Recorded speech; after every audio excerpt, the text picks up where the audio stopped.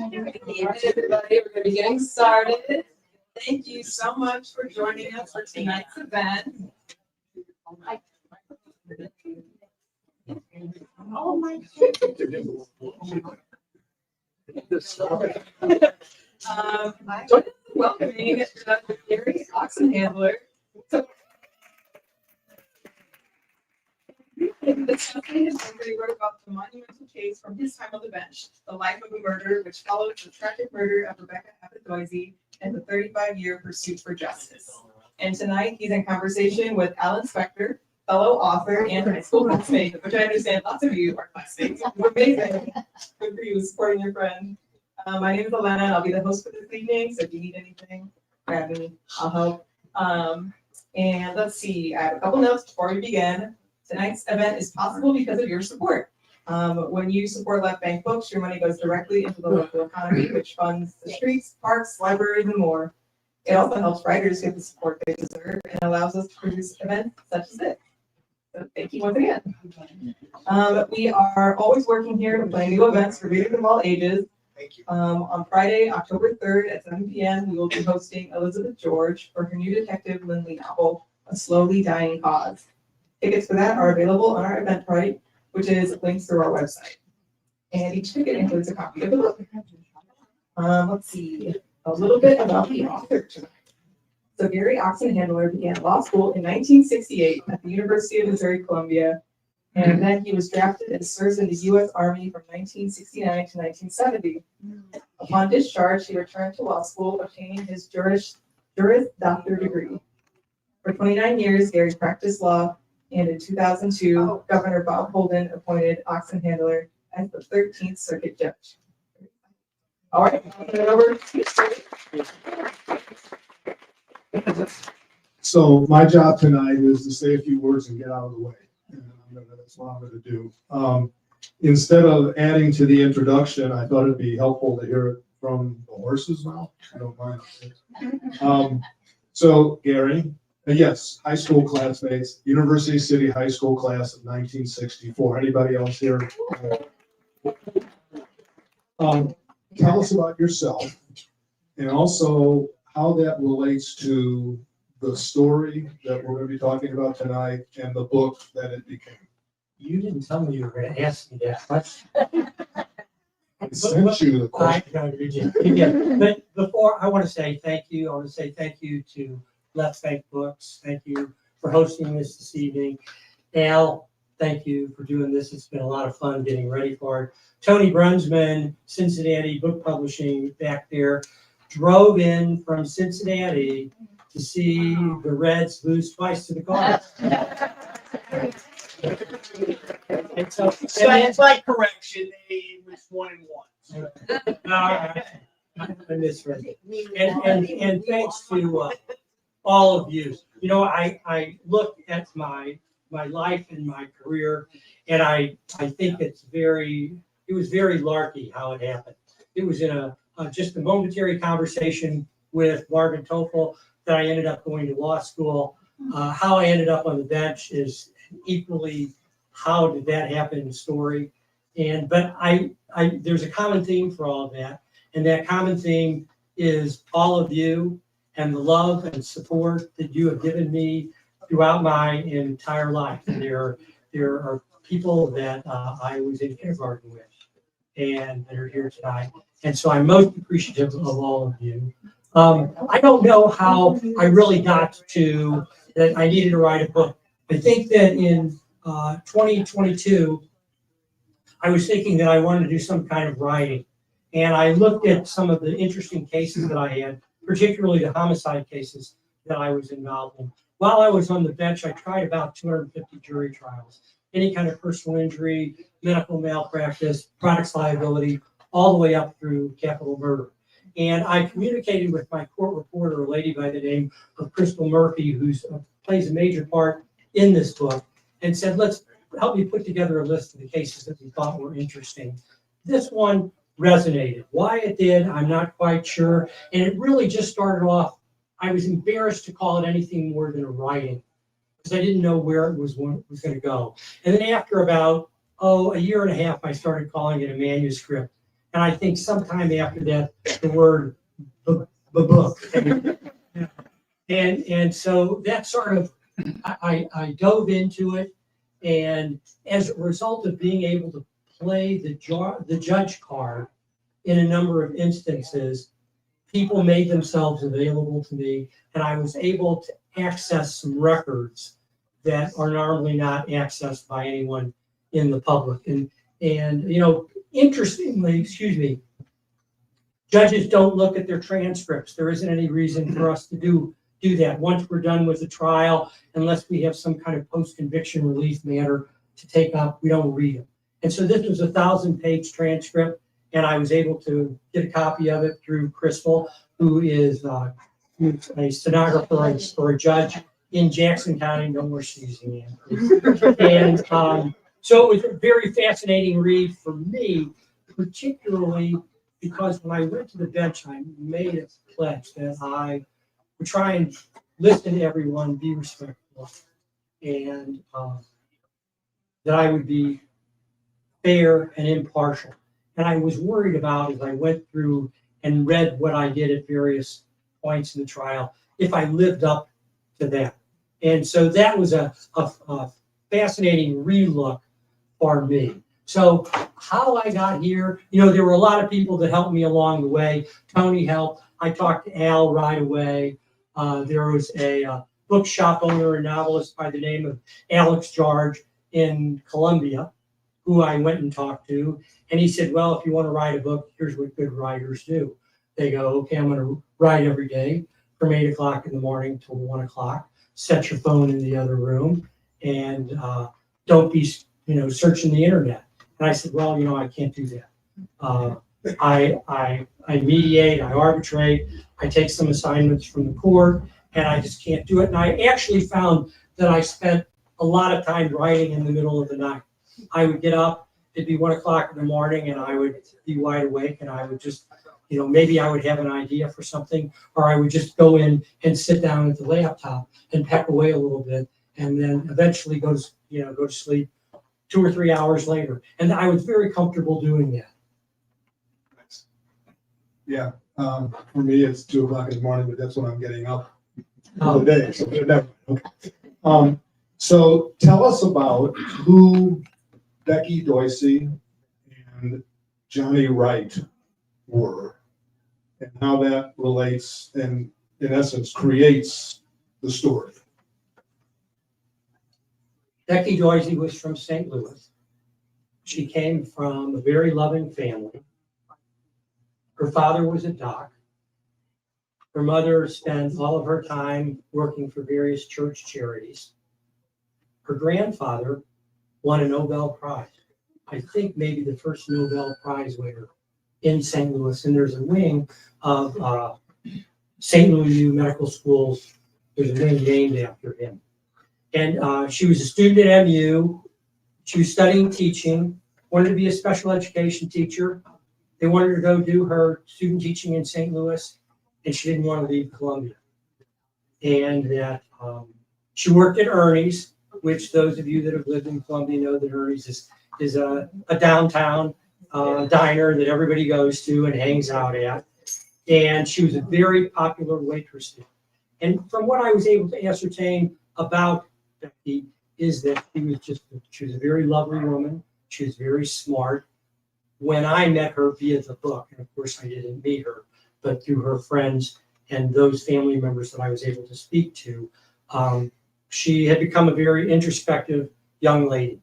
And she was the kind of lady that was comfortable enough in herself in 1975 to go out with a person of color, which was a little unusual at that time. And on August 5th, 1976, she disappeared. 2 days later, her sister Kathy, who still lives in Columbia, sat down with the Columbia Police Department and spoke with an officer by the name of Chris Egbert. And the arc of the book is about Becky Doisy, but it's not about Becky Doisy, and it's not about Johnny Wright, but it's about all of these tributaries that followed and ended up in a 4-day jury trial in 2011. So they had an idea. The last person that Becky Doisy was seen with was Johnny Wright. And there were a lot of people that were interested in him, but they couldn't turn the corner on the evidence. That's 1976. 1985, 9 years later, a guy gets busted in St. Louis for a low-level crime. He had been to prison previously, was anxious about returning to prison, and said, I know something about it, a disappearance and a murder in Columbia, Missouri. The daughter of a white doctor in St. Louis. And as a result of that, the dominoes fell, and the then prosecuting attorney, a guy, a buddy of mine, by the name of Joe Mosley, the officer convinced him to issue a warrant for Johnny Wright's arrest. November 1985. No one heard from him for the next 24 years. In November of 2009, Johnny Wright was arrested in Lawrenceville, Georgia. He had been using a false name, social security number, date of birth, had married someone who didn't know who he was, had best friends who didn't know who he was, had children who didn't know who he was, had grandchildren who didn't know who he was. And then we brought him back to Columbia in 2009. I was randomly assigned the case, and we tried it in January of 2011, a 4-day trial. Chris Egbert, who the officer, who everyone in this, who I interviewed, described him as the hero, and he was the hero. Testified 4 times at the trial, 3 times for the state, once for the defense. So I interviewed. It's interesting how it evolved. I originally thought that my approach to the book was just going to be me telling a story and you'll never know who I was. But I got pulled into it, and I decided at some point that I had some things that I needed to share about being a person who was one of these tributaries, how a person becomes a judge, how a judge thinks, what kind of things judges are faced with. And then it turned into first person from Chris Egbert. I was born in 1947 in Chula Vista, California, just north of the Mexican border. That's Chris Egbert. And the 2 prosecutors, the first and second, Richard Hicks and Cecily Dollar, their backstories. Richard was and I didn't know this, and he had tried a number of cases before me, but was an incredible closing argument guy. He just had this style that just captured the jury, and I came to find out that he was the son of a preacher. Preacher Ron, Brother Ron was his dad, and that Richard preached on Sunday morning, and that Cecily's Dollar, that her dad was a newspaper guy who followed the court system, and that's what brought them along to being in this falling elevator, the trial in 2011. And so I felt they should be able to tell their stories. And there are lots of fascinating things that happened leading up to the trial. And in a couple of weeks, I'm speaking at a Rotary Club, and I've got Richard Hicks coming in as a surprise guest. And so he's there. I'll just, if you want me to go this way, if I'm interrupting your train of thought, tell me. One of the issues that came up in the case is on August 5th, 1976, the night that Becky Doisy disappeared, some women living in an apartment in Columbia called 911 and said, our house has been broken into, but we can't figure out what was taken. And the next day they called back and they said, we figured it out. It's really strange. Some digging tools that we had that belonged to my old boyfriend, Johnny Wright, are missing. Well, that became a big issue pre-trial. The state wanted to get it into evidence. And we actually had 2 hearings based on what's called a motion in limine, where the defense said, we don't want you allowing this into evidence because it's so prejudicial. And the state arguing, we want to put this in because in this case, there was no body, there were no forensics. And so the body was likely buried. And and I'll tell you what I did with regard to it, though it's one of those things that I held to the epilogue. So you're wondering, I wonder what the judge did with that. But we argued back and forth vociferously, and ultimately I didn't let the evidence in. It was great evidence. It was highly prejudicial, but I didn't think that it was legally relevant because there was nothing connecting Johnny Wright. No fingerprint, no seeing him in the neighborhood, no comments from him to anybody that I broke into this house. And it really became a big deal between the prosecutors and me, even post-trial. Janet and I had him over for dinner, and several years, many years after the book was published, we had him over for dinner. And after a couple of drinks, they said to me, we still think you're full of crap for not. And I said, and they said, we never told you this, but when we took this case to the grand jury and we asked them what was the most significant evidence that we presented, they said, it's the burglary tools. And I said, that's how terribly prejudicial it was. And if there's one thing is, I did not want to try this. No one wanted to try this case a second time. Now, this is sort of funny because the stories keep flowing in, but I was working out at a club last week, and a retired judge came up to me. And he goes, hey, I was talking with Richard Hicks about the burglary tools, and I think you were 100% correct in not letting it in. You would have gotten this case reversed. And as you read the story, you find out it would have been a horrible case to try a second time because all of the witnesses were my age. They were all college kids in 1973, 74, and 75. So back to you. Nice, yeah, thanks. So my understanding is that Johnny Wright died in prison before you began to write the book. Right? Had he not died, would you have wanted to interview him for the book? And is that something that would have been possible? It would have. I don't think that I would have gotten anything out of it. It would be interesting to talk about. I didn't make him. He was a really bad guy. He was a murderer, and he was a multi-rapist. I didn't put a photograph in the book. I didn't want to even salute him that way. I thought about calling his wife, but I didn't do that.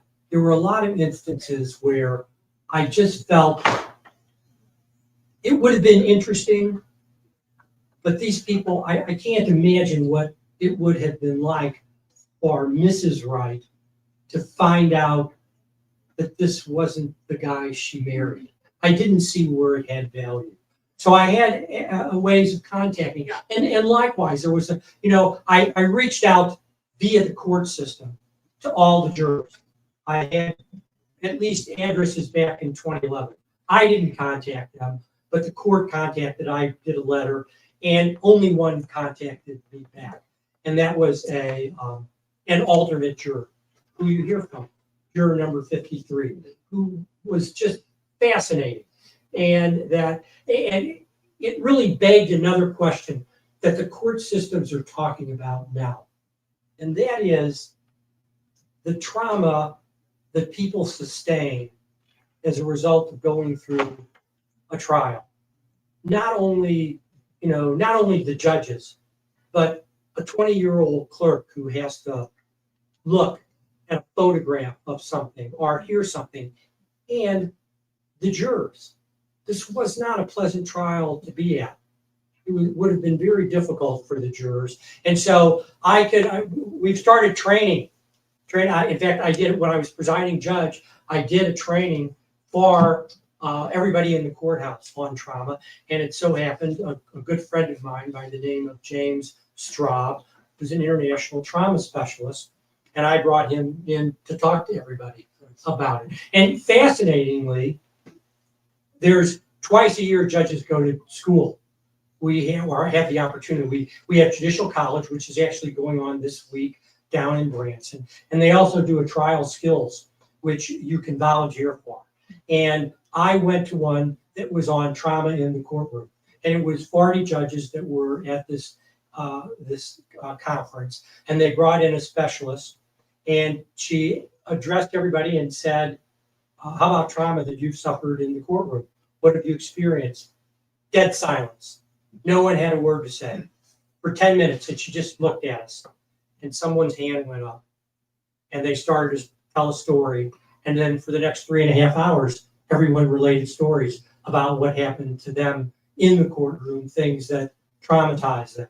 I know personally, I had one case in which a mom and a stepdad punished a 5-year-old boy by scalding him in the shower.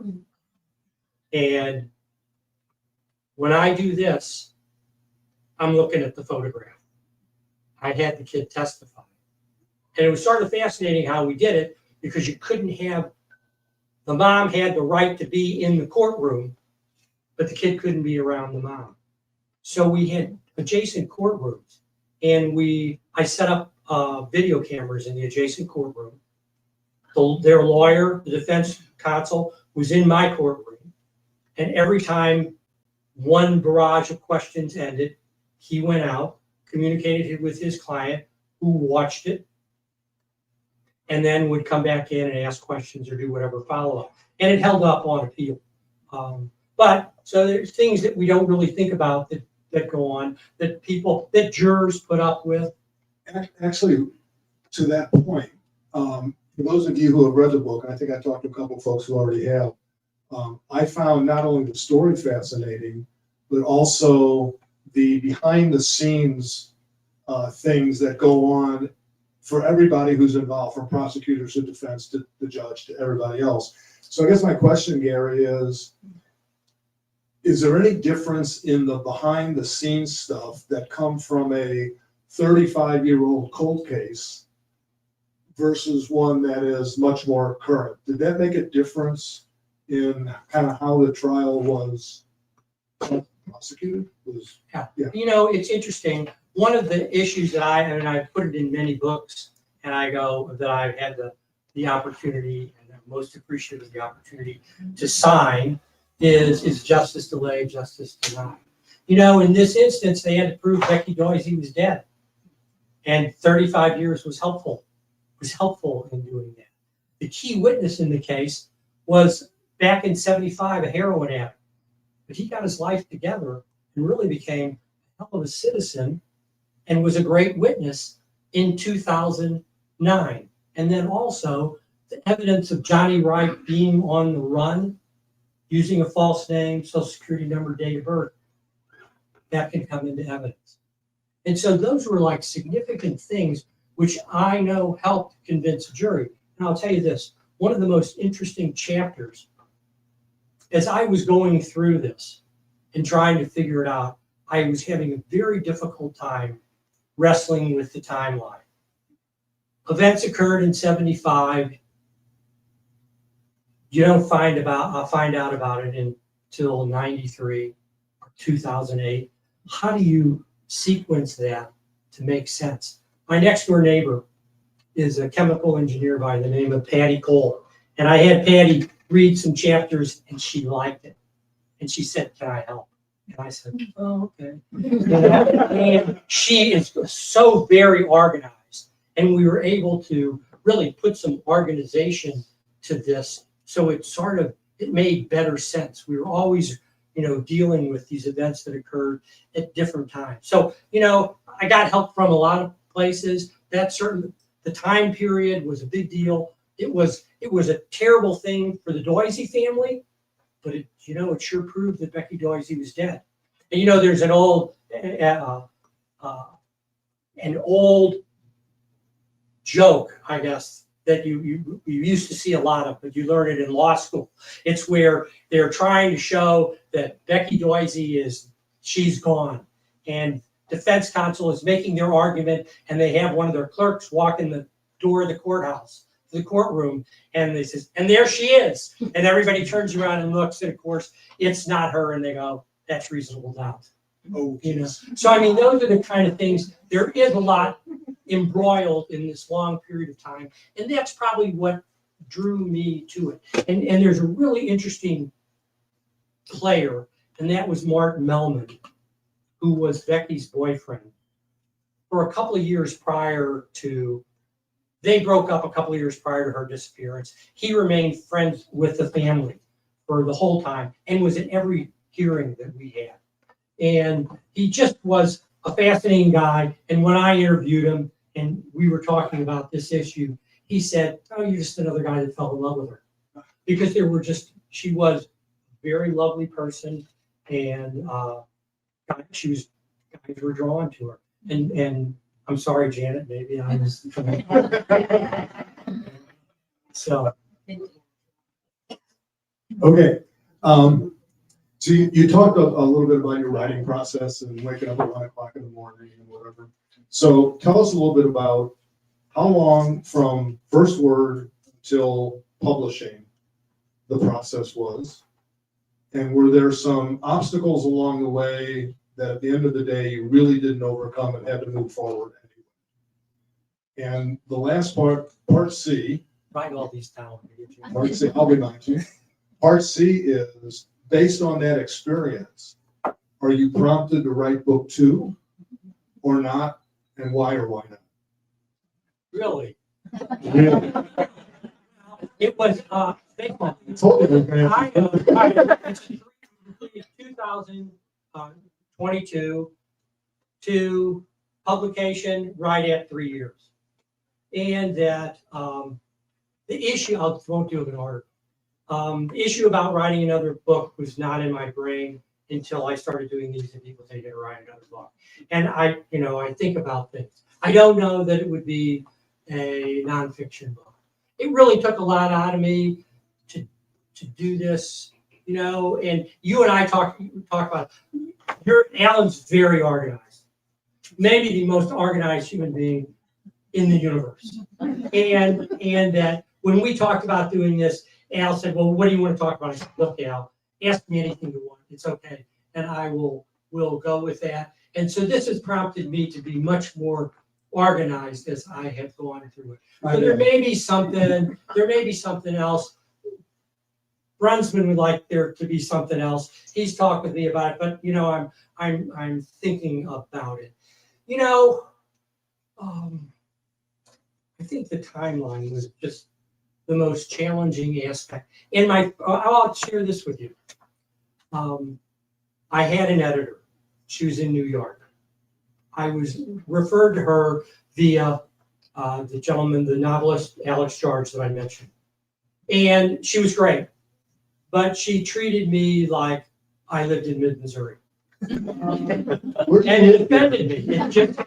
It was just, she had good things to say. I just didn't like how she was treating me, and we ended that. And via Al, I hooked up with Tony and his mom, Sue Ann Painter, who is an amazing editor. And Sue Ann and I worked through so many issues, trying to figure out who's speaking, what's the voice. Tim Arnold, master novelist, a blessing to our class, and addressed the issue with me. There's sometimes who's talking, and I said, "Tim, that's the exact issue that we worked on, and we decided to use chapter heads to try and make people know who was speaking at a given time." I said, "But I didn't always do that.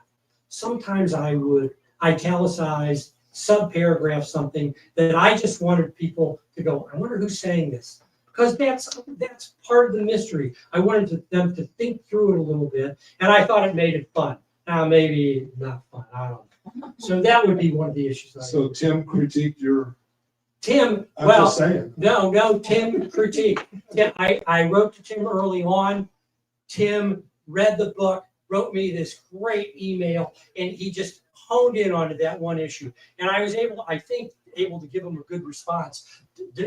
Defending my life or defending your life. That was the movie that I thought about. But it was like right on point. It was, what's the voice here? Who's speaking? Because there were so many people. And sometimes, even in his retirement post 1993, it was important that Chris Egbert, that first cop on the job, that he had something to say. And by the way, I'm doing another reading in Columbia next week, and Egbert's going to be, Oh, my goodness. they don't know who it's going to be, but he's going to be the surprise person coming in. And he's a real quiet, very quiet guy, but he was a hell of a cop,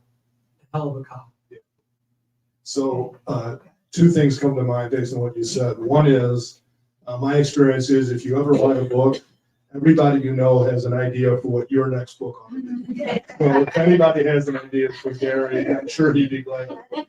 But he won't necessarily write And them, it's but he alspector@gmail.com. The second thing is, if anybody in here does want to take on the task of writing a book, the guy in the back is Tony Brunsman, and you definitely want to meet him because he got me started on my journey. He now has our friend here on his journey, and he does a great job with publishing. And thanks for making the trip in, Tony. We're so glad you're here. I remember the first conversation I had with your mom, and she told me what you guys did, and I said, "You've got to be kidding! This is exactly what I'm looking for." So, yeah, all right. So, is there anything else you want to share about? So you've got this manuscript, and now you in cahoots with Tony Brunsman. What else about that process from manuscript to publishing might be worth sharing? You talked a little bit about that. Is there anything else that you want to? Well, I guess the biggest thing is the post-publication and all of these discussions that are going on.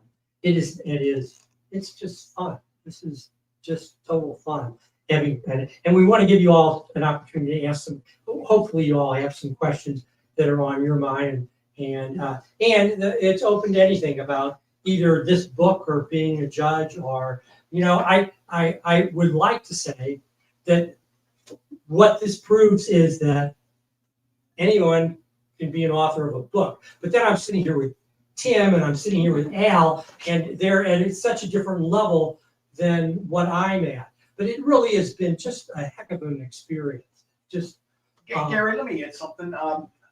One of the things that you brought up from our first Zoom meeting was this drawing, painting that you had. You kept bringing it up, and I didn't understand it. And how it involved, the case, how it involved, and it was a Becky at Ernie's Diner, and we kind of talked about that, and he said, I'd like it somewhere. And the more I thought about it, maybe it's on the cover, and it still didn't really jive with me. Greg Eckel was my designer on this, did a great job. And then eventually it's kind of like, think about it. Here she is at this restaurant, this charming, beautiful girl, all of, in her 20s, and waiting on people and interacting with them on a daily basis. And then she disappears. She's gone. And it just kind of, the whole book is involving people, and as Gary said, and that's why that's the cover art. We went through a number of mock-ups, and we laughed at some of them. That was part of the fun too. And I'm just really pleased to have worked with Gary, and so proud of just everything. So thank you. Thank you. Yes, I would definitely get your book, but in your book, two things. Do you reveal the motive, and also? There's no motive. I'll share that with you. You can pour over it as much as you want. He just was a bad guy, and most likely occurred from what we know of Becky. Becky would not have been the kind of person who would allow anyone to get physical with her unless she wanted that. She would have fought back. And there was zero forensics. There was no blood. There was no hair. And we know how that went down. So we don't have a motivation other than the fact, and during the course of my research, I found 3 other victims. And so you meet them. Right? Gary touched on the trauma. I'm sure it happened during this trial and happened in all your trials. What about the frustration and pain of the judge to remain neutral And to avoid taking over the question, because I've had judges do that to me. So you've got to sit there stone-faced. You know the jury's staring at every wink, smile, frown that you're getting. You know, I'm doing it, but I'm doing it for a reason. A lot of times lawyers will do an approach when we have in a jury, and had one at the time that I went to the bench, was able to design what we call the technology courtroom, which was one of the nicest courtrooms in the state, technology-wise. And when counsel would do an approach, I could press a button and fill the room with white noise. And a lot of times, you know, we're in the middle of a trial, and counsel feel very strong about something, and they'll come up and they'll go, "Now look, Judge," and I go, "Miss so-and-so, Mr. So-and-so, there's only one person in this courtroom that the jury loves, and that's me." and you're pointing your finger at me. I know, you know, it's a pantomime. And, you know, you got to let people try their case however they want to do it. And that there were high points in this trial. There were low points where I thought a better job could have been done. It's not my job to do it. And it's not my job to ascertain counsel's strategy, why they may not go down a particular road. So I was always, I think, pretty good at remaining impassive. I'm a funny guy, you know, but I was not allowed to be funny ever in the courtroom. And, you know, you can have counsel in any kind of manner do something that's humorous, because funny things happen in the courtroom, but there could be somebody in the front row who's there for another matter, and it's so very serious. And so I was not a smiley guy.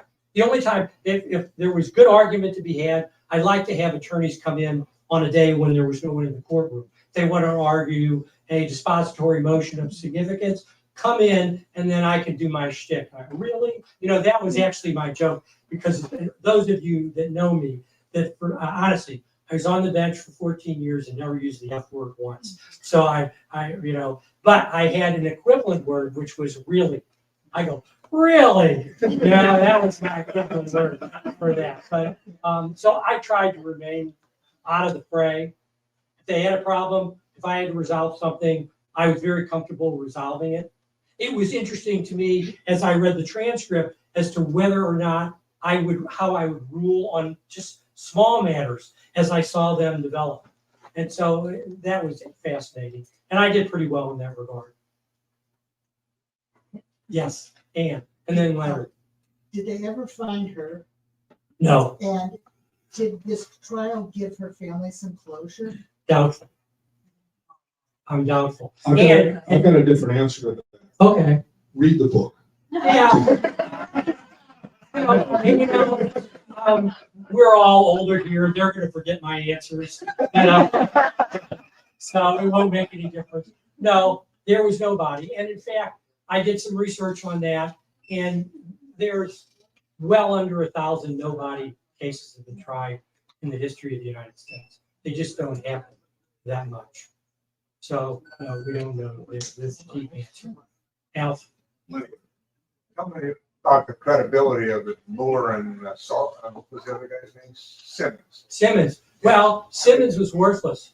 Right. Simmons was worthless, and this was the guy that started the dominoes falling and led to Harry Moore.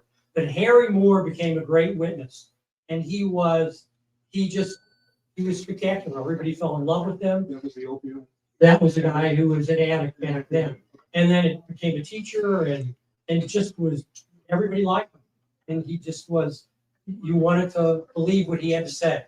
I won't go to the importance of what he had to say, but he was just key. And it was, he could get on the stand and say, I was like that then, but I'm not like that now. And I think there's a fascinating chapter. I started talking about Patty Cole. I had Patty write a chapter. Here is someone who is not a witness, knew only the things that I shared with her. And post-verdict, she wrote a very fascinating chapter, very sharp one, in which she says, you know, if I was on that panel, I don't know if I found him guilty.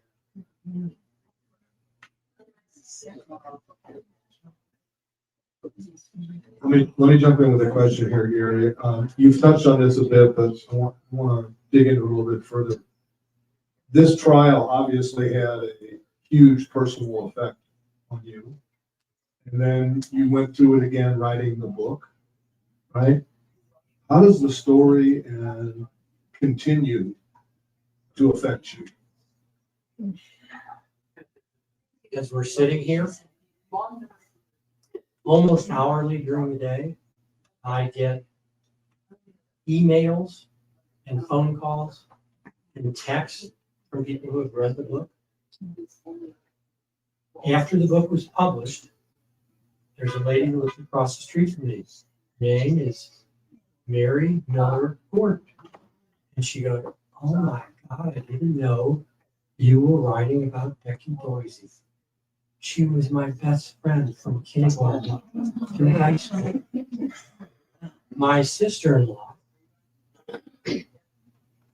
lived in the rooming house with Becky Doisy the year before she disappeared. Tim Parshall, who I played golf with, sent me a photograph of his yearbook signed by Becky Doisy. I mean, that has been, I'll wake up in the morning and there'll be an email, you know, "You don't know me, but I just want you to know that I knew Becky Doisy and she was really smart." You know, and a lot of people who went to school with her, she had not become the introspective 23-year-old woman that she had become at the time of her disappearance. She was different than she was. You know, I mean, they weren't playing with dolls anymore. And so it's just, I'm like startled by all the communications. Occasionally I'll send them to Tony. "I just got this. I just got that." And it just is, it's an ongoing story. And, you know, I'm really tired right now. I don't mean, I just, emotionally, I'm going through it and you're going like, "Well, what's it like?" Well, you get up in the middle of the night. Well, as I'm telling you that, I'm getting up in the middle of the night and I'm writing this. I mean, it really was, I certainly became emotionally attached to Becky Doisy. I reached out to her family. Her sister was her best friend, continues to live in Columbia. She was one of the first people that I contacted. She invited me over to her home. We sat and had coffee. She was delightful. She showed me her gardens. She said she wanted to help. And then a couple of days later, she wrote me a note and said, "Look, I really want to help, but I want to read everything when you write it." And I said, "I'm not going to do that. I don't want any kind of." And then I did reach out to her twice more, many months later, when there's a nice photograph of a high school picture of Becky in the book. And Tony and I talked about getting a higher quality one. And so through Egbert, who was friends with the family, he contacted the sister and she said, "I'll be happy. I've got a perfect one of that, but I want to read what you have to say." I can't. And then several months later, and then Tony and I decided, you know, it's a circa kind of photograph. It's okay that it's 50 years old. That was fine. And then when the book was published, I just sent her a note and said, "You know, if you'd like, I'd be happy to give you a copy." And she's interested in that. And I get that from, you know, from the trauma standpoint. She had lived the story for 50 years. It was one of those things where I wanted to be as respectful as I possibly could. And everybody, you know, all of the names were the same, except for all the victims that I found. I changed all those names. There's a hell of a story in there about the skull. I won't tell you, I'll just say that. And I disguised all the names with regard to that because I didn't want anybody to be put in the middle with regard to those things. So, yeah, it's still having its impact. I like it, but it's, you know, there's like, you know, Tim's making me think about things more. Tony is, Hal's more. You all are. It's all fun part of the project. Tune in for book 2. I've got one more question for for our friend. Who else wants to go before I ask that question? Gary and I, Stan Necker, are first cousins and loved each other since the first time he picked on me. And that's made me love him even more, although a few times I did say, really? How did you arrive at this title, and had you gone through a few more to get to that point? That's a great question. Yes. You know, one of the first titles that I had was when he was arrested in Lawrenceville, Georgia. He had been applying for a job with the Veterans Administration. Post 9/11, states were scrutinized Social Security numbers and names much more closely. And he had gotten a communication which said, we find that there's a problem and I'm sure it's no big deal. You need to straighten it up. And as a result of, there was a point at which when he went to apply for this federal job, he had to do a records check on himself. And he went into the Lawrenceville, Georgia police station and he said, there was a big sign there that said, we only check Georgia. And so he used his real name, and a clerk randomly ran through the national database. The warrant popped up, and the next morning he showed up, and he paid $15 to get busted for murder. And that was the first title. $15 to get busted for murder. And then, I don't know, this was in the middle of the night sometime. I thought the life of a murder really sort of describes. And then it sort of embedded itself in Tony. And he goes, yeah, you know, this is okay. I like this. That's how they talk in Cincinnati. And that's how we got to. And then there were a few other iterations, but that was one of the first ones that I thought about. And then Life of Murder, has been the title for a couple of years now. Thank you. Good question. Not a question, but on behalf of those of us who went to Mizzou, you made a small mistake. You said Ernie's was the diner. Max's campus snack was the diner. Ernie's was fine dining. Oh, right. That's true. And you know, and you asked, Tony mentioned this picture, which is inside the book and is a print done by an antiquated process by the name, an artist by the name of Arthur Koch. And if you look at the print, Arthur is back in the kitchen and Arthur is also sitting against the wall. Arthur, like many young guys, loved Becky Doisy. And when she disappeared, he did this print to keep her in everyone's memory. The print became pretty famous. If you go into Ernie's now, it's just sitting on the right wall there. And in it is a picture of an Arthur Gould print. Chester Gould. Chester Gould wrote Dick Tracy. His daughter went to Stevens College. He loved Ernie's. As a gift to Ernie's, he did this huge cartoon that hangs in there, probably 4 foot by 4 foot. It's Dick Tracy talking to Junior about, you probably want to go, and I'm hungry for something, and you probably want an Ernie's cow bourbon. And Arthur Koch took that and changed it to read, Who Killed Becky Doisy? And that's in the print. So I got a hold of Arthur. Arthur has a studio in the Bay Area. And I interviewed him and got a lot of information. And I have a challenge for the group. And the challenge is that I have a reminder note. I don't think I've ever mentioned this to you.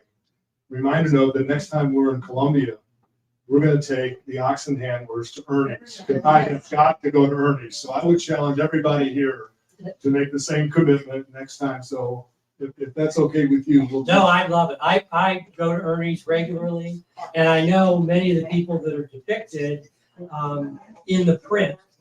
And actually, when we first published, I took a copy down to Ernie's. It's on the shelf there. There are a lot of people they send me of them sitting, standing in front of the picture.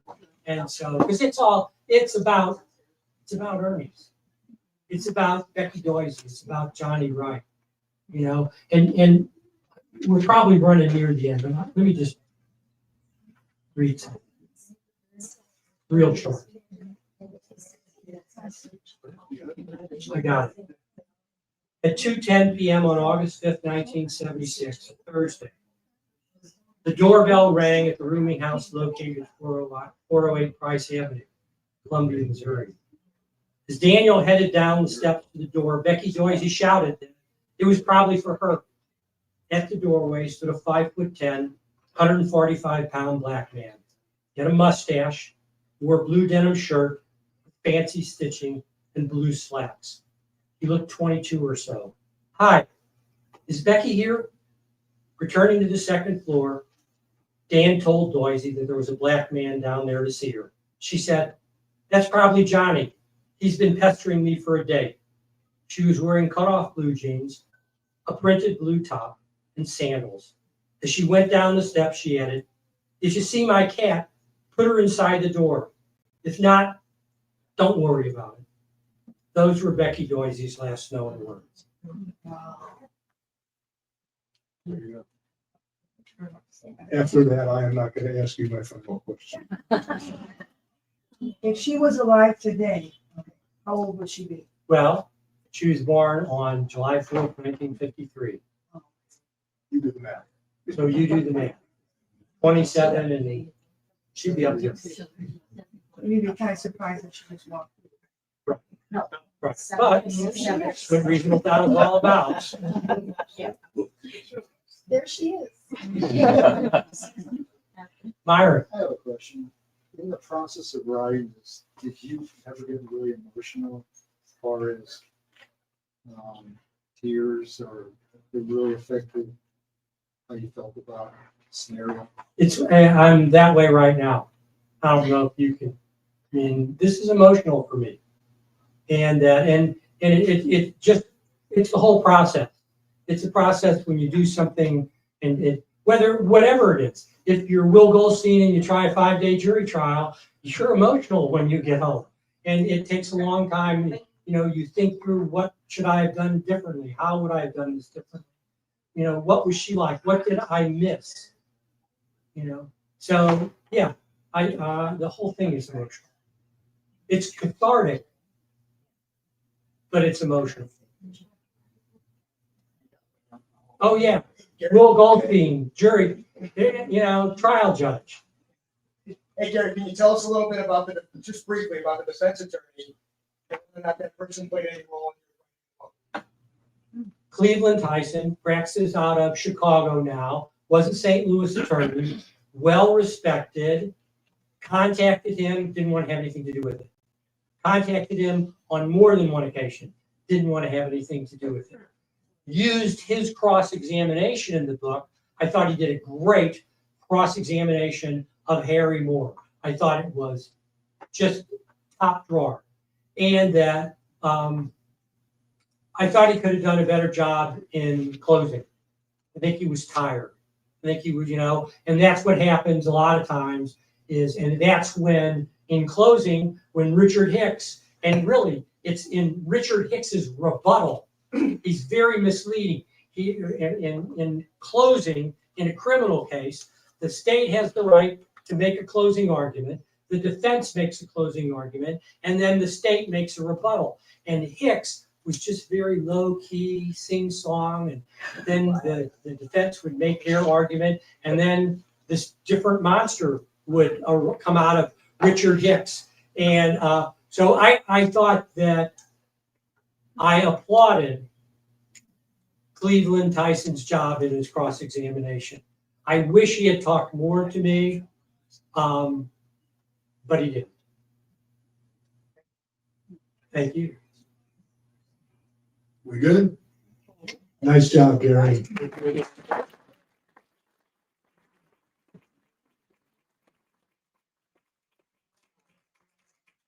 Thank you so much for coming. We have books for sale up at the front desk. Gary's gonna be here signing, so we're gonna have you get an autograph. Thank you again for coming.